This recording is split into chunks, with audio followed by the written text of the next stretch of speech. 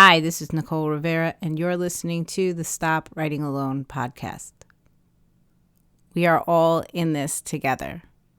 I was just listening to the Brene Brown podcast, Unlocking Us, where she's interviewing Domi Shi. If you don't know who Domi Shi is, she's the creator behind the Pixar film Turning Red, and also my favorite Pixar short film, Bow.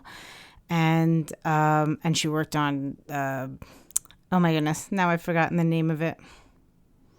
The one with all the emotions inside the little girl's head. I can see the poster and I can't think of the name. Anyway, that was not her pet project, but she was on the team working on it as well. And so she's just a creative hero of mine. I did not finish listening to the episode because she's starting to talk about Turning Red, and due to my son being afraid of, I will say, extreme images. I think that's it. It's not even like things are scary, but if they just get to be a lot, he's like, I can't watch this anymore. And so we are in the middle of Turning Red and still trying to convince him to complete it. However, why am I here when I stopped listening to this podcast? Because one of the things that she discusses in the beginning of the episode is something that has been reflected in the Stop Writing Alone community, over and over again, but this week really came to light. So I said, you know what, this is exactly what I want to talk about this week on the Stop Writing Alone podcast. This idea of what Domi Shi was, chanting, we are all in this together.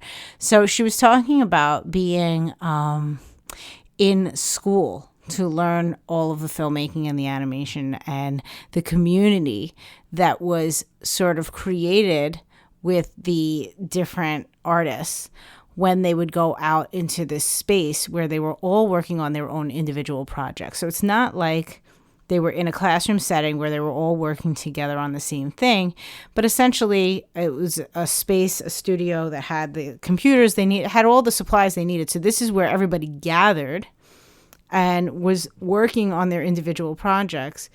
But at a certain point of just showing up in this space over and over again, there became this, we are all in this together sort of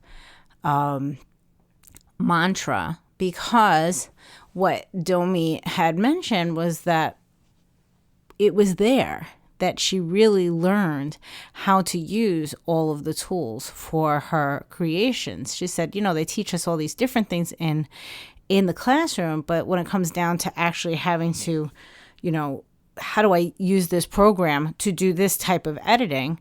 And you're sitting there and you're like, I can't move forward on my project. And you see everybody else around you working and are brave enough to ask, do you know how to do this? And then they say, oh no, I haven't done that yet, but you know who? Across the room, you need to ask him, and he'll help you out. And then that is what was starting to happen, that people would just help each other out and be in it together. This is exactly reflective of what happens in Stop Writing Alone, in the Happy Campers Club, and any writing community. And I was just struck by it because there was a conversation that was had in a Zoom call this week. I just had a quick write-in. I'd posted it on the Stop Writing Alone network and said, anybody want to join in? So it was a bunch of us doing a write-in this Tuesday. And, in between the writing sprints, we chat and see how everybody's doing. And someone had just done a new submission, an essay that they were working on that I had known about. And they said, well, I finally did that submission process this morning, but oh my goodness, what the heck? I was getting technically bogged down by it. And we talked about the process, and it wasn't a submission through Submittable, which is, very formulaic. And once you've submitted to Submittable for one journal or one contest or what have you, it's very similar. So you like master it and you say, okay, I'm great. I know how to submit things. But there are a lot of places that still don't use that. Of course, I mean, they don't have to, right? So every journal has their own process. And this particular one had the submission as a cart item that you were going to, quote, buy, so she's like, so I put everything in and then it disappears and I don't know where it is and it's in my cart. She said, I didn't even know I had a cart. I was just trying to submit some writing, my essay. And I started cracking up immediately because I had a similar process. I don't think I submitted to the same journal, but I did submit to a place that did the same thing. And I was like, I know exactly what you're talking about. And then she said, oh, thank God. I felt like I didn't know what I was doing. And it's so good to hear that it was confusing for you too. I'm like, that's just confusing. It's so different than everything else. And I said, this is another great example of the power of writing community. Because if we didn't have this conversation, we'd both be thinking, what is this? How nobody else will understand why this is confusing. Nobody else will be able to really give you calm if they say, oh, that does sound confusing. But if somebody in the writing community is tackling the same sort of issues that you are, and then we are all in this together. And what a wonderful feeling that is, especially for me, that, here I have writers, coming together in community, that I was able to be there for my fellow writer in that moment when she was feeling, overwhelmed by the process. And I said, yeah, I have been there. So similar to what Domi Shi is talking about with her education, with this experience that she had in this studio space, this is exactly why, if you've been listening to the Stop Writing Alone podcast, but you haven't really found your space yet for writing with other writers, this is what you want to strive for. That same sort of model of we're all working on our own project, because that's what writers do. There are collaborations, right? But for the most part, if you're seeking out writing community, most of the time you're going in with your own project in mind, and you have dreams and thoughts and plans for that the other people in the room can't really help you with that. But there's nothing wrong with being in it together, because that person next to you, they also have all their dreams, their plans, their thoughts, and everything that they want to do with their project. But we can come together with ideas on how to format stuff, or how to submit, or have you submitted to this place? This is going to be weird. Does anybody have experience with submitting here, or writing this type of query letter, or reaching out to this agent? These are all of the conversations that are uplifting about being in any type of creative community. And actually, let me underscore that, because I didn't say any writing community. I said any creative community. You could also find your space with other creatives. It is very possible that your people aren't just writers, right? I say stop writing alone. And my original intention of that is to go find other writers. And we've talked at length about the power of the conversations that you can have with fellow writers and why that is, I believe, incredibly important. But there's nothing wrong also with finding other creatives to work with. I mean, I do that with my, as I call them, the Voxer Vixens, the ladies that I met in Kathy Heller's Don't Keep Your Day Job program, where we all learned how to podcast together. We're all in different, universes of what we are doing, creatively speaking, but we are all in it together. Conversations are happening on a daily basis when it comes to the basic tools that we use to sort of connect with the world as we are doing our own individual art and showing up in the world. So, yeah, I just want to really remind everybody about the power of just seeking the we are in it together space for you. And I think that's why things like Well, what I'm participating in right now is the Story a Day May Challenge by Julie Duffy. And what that is, I think I mentioned it last week, is Julie sends out a prompt every single day in May, right? And so it's just a prompt to write a flash fiction or a short story, what have you, something quick because you need to write something on the next day. But Julie had a Q&A Zoom call on April 30th before the month began.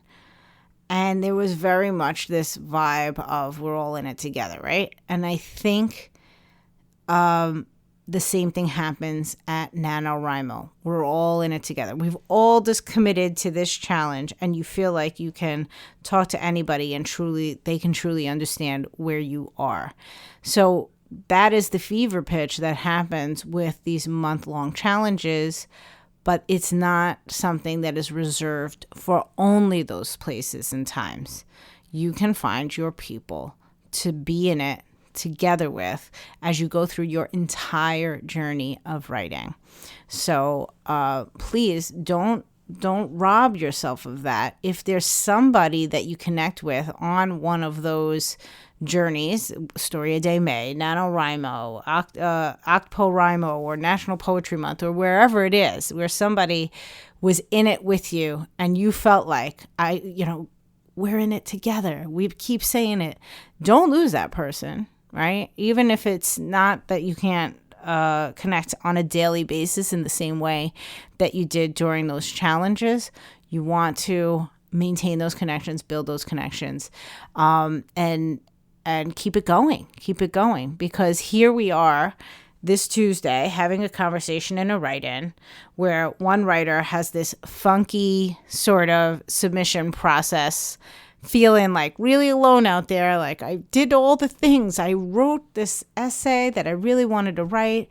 I found a place that, I believe actually it's the other way around. She saw a submission call, or found out about a submission call through her MFA program from this journal, and said, I know something I can write for that. I am going to commit myself to do this writing. I'm going to write the best essay I can write. And I'm going to go through all the brave steps of then, getting to the submission page, figuring out the deadline, submitting it. You get proud of yourself when you do all the things. And then she gets there, and then it's technically complicated. It's like, no, I'm already being brave. Don't put up more blocks in my way. And so here she is having this whole process, rough morning to get through it, thinking she's going nuts. And then immediately when we meet, I'm like, oh man, I had that same thing happen. And I could see it because we were on a Zoom call. I could see like the weight lift off. And she was like, okay, good. I'm not nuts. Somebody else went through this. So even though we weren't in daily communication like we would be on a monthly challenge, that community is still there. That feeling of I'm not alone is still there. You can have those conversations going on all year round. So this is what I want you to seek. I want you to keep that phrase in mind. And I think that's really what got me when I was listening to this episode of Unlocking Us with Brene Brown, is when I think Brene said it first, we're all in this together. And then Domi Shi said, yeah, we're all in this together. And they just kept repeating it. And I was like, yeah, I felt like I was sitting in the room with them. I was like, yes, we're all in this together. That is the thing that you want to look for. So when you find that, when you are in a space and you feel it, and you feel like, you know what, we are all in this together. Or even if it's one other person that you're looking to and are like, I know we're in this together. I mean, we strive for that in so many different spaces in our life, but that is truly what we're looking for when we want to stop writing alone. Just that feeling that we're in this together. And if you don't feel that from me, I want you to know, you and I, we are in this together. So if there is something that's going on with you in your writing life and you're like, I just need somebody to tell me we're in this together, reach out to me and let's have a chat, because I'm sure that some stage of it I've experienced, or I can find somebody who has to connect you with, so that you don't have to feel so like I'm in this all on my own. You're not. You're absolutely not. We are all in this together. We are not writing alone anymore. So I will put in the show notes the link to this episode with Brene Brown and Domi Shi. I will say Brene is only on Spotify now, I believe. I don't think you can get her podcast everywhere. But I just love Brene Brown, and I love her conversations with people, with creatives especially. And Domi Shi is just, like I said, a creative hero of mine. So if you have not checked out Bow, that's a real easy, 7-8 minute watch. Love that movie. And then Turning Red. I feel like I'm going to stop this and go watch it before my son comes home, and then just rewatch it with the family on the super slow. But I've heard wonderful things about it, and I can only imagine. So that's it for me this week. I've been reading a lot in between my writing a lot. I have been keeping up with the Story a Day May. I'm very proud of myself.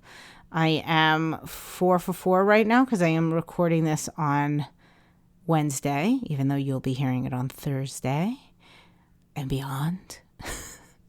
And I am still hosting various Zoom calls with the Stop Writing Alone community. I haven't set up a regular schedule yet, so the best way for you to sort of know about it or be in the loop even about like what times things should happen is to come on over to the Stop Writing Alone network, which I keep saying you can go to mightynetworks.com and search for Stop Writing Alone. But I finally looked up the link and I said I should start reading this. But it's really annoying. It's stop-writing-alone and then -network.mn.co. I mean, that's too long. So stop-writing-alone-network.mn.co. Clearly, I didn't know how this link was going to turn out when I named the thing, so I apologize for that. But it's the Stop Writing Alone network on Mighty Networks, and it's a great little space for us to just talk about writing, share articles, ask questions, private message each other, all the things. And then, like I said, within the group itself, there's a tab called Events, and that's where I'll be putting the different Zoom links when they come available. And I am looking to do a writing prompt party coming up soon. And maybe I'll do a Zoom write-in every week. I really needed that this week, and that's kind of why I was like, I'm doing it. Let's see if anybody else comes. And there was like 8 or 9 of us. It was great. So yeah, stop-writing-alone-network.mn.co. Yeah, that's too annoying. I'm going to have to make one of those little links, a bit.ly for it. Okay. But that's it for me. I'm going to go watch Turning Red. I'm going to finish this movie right now, and then I will talk to you all next week. This Friday, of course, I will have a new YouTube video up with a new writing prompt for you on the NV Rivera YouTube channel, and over at storyhoarder.substack.com there will be a new short story. In fact, this might be the freshest story I've ever shared. I'm basically just sharing a story that I wrote in last Friday's writing prompt party, which was a fun writing prompt party that we had. So I took it out of my notebook, transcribed it, and that is going on to Story Hoarder for you for this week. But that is all. Have a wonderful week. Happy writing. And remember, we are all in this together.